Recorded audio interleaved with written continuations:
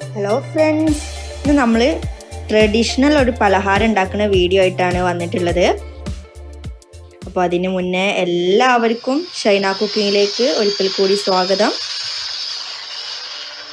അപ്പോൾ നമുക്ക് എങ്ങനെ ഈ പലഹാരം തയ്യാറാക്കേണ്ടതെന്ന് നോക്കാം.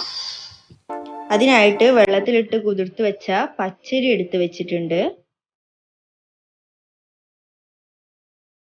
പഞ്ചസാര,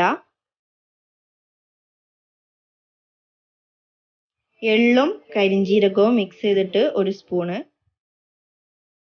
തേങ്ങാപ്പാല്, 1 കോഴിമുട്ട, 5 ഏലക്കായ.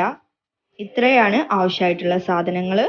ഇനി ആദ്യം തന്നെ നമുക്കൊരു ജാർ എടുത്തിട്ട് അതിലേക്ക് പച്ചരി ഇട്ട് കൊടുക്കാം. അടുത്തായിട്ട് തേങ്ങാപ്പാൽ ഒഴിച്ചു കൊടുക്കുക. ഇനി ഏലക്കായ ചേർത്ത് കൊടുക്കാം. പഞ്ചസാര ചേർത്ത് കൊടുക്കുക.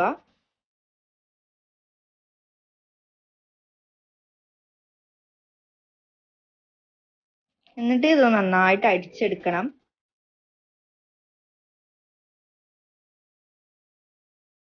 അപ്പോൾ അടിച്ചത് ഇവിടെ തയ്യാറായിട്ടുണ്ട്. ഇനി ബാക്കിയുള്ളതും കൂടെ നമുക്ക് അടിച്ചെടുക്കാം.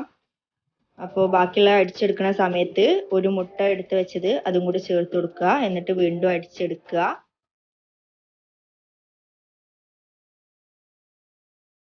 അപ്പോൾ നമ്മുടെ ഫുള്ളായിട്ട് ഇവിടെ അടിച്ച് കഴിഞ്ഞിട്ടുണ്ട്. ഇതിലേക്ക് എള്ളും കരിഞ്ജീരകവും ഇട്ട് കൊടുത്തിട്ട് ഒന്ന് മിക്സ് ചെയ്തെടുക്കുക.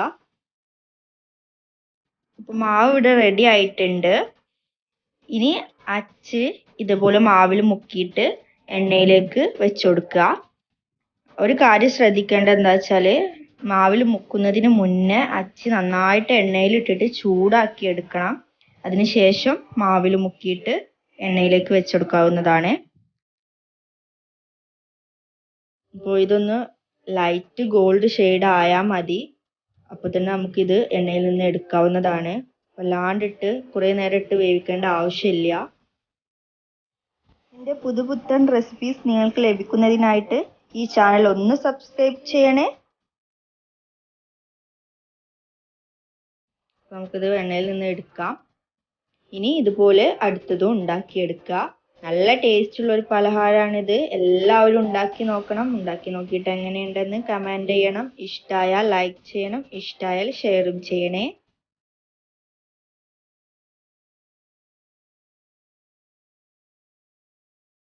അപ്പോൾ നമ്മുടെ സൂപ്പർ ടേസ്റ്റ് ആയിട്ടുള്ള അച്ചപ്പം ഇവിടെ തയ്യാറായിട്ടുണ്ട്.